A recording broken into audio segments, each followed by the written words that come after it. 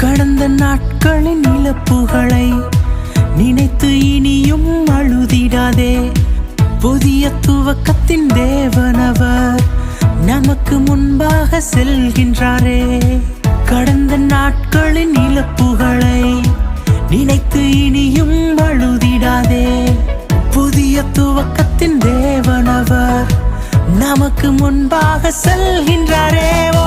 தளர்ந்த இருதயத்தை திடப்படுத்திக் கொள்ளுவோம்.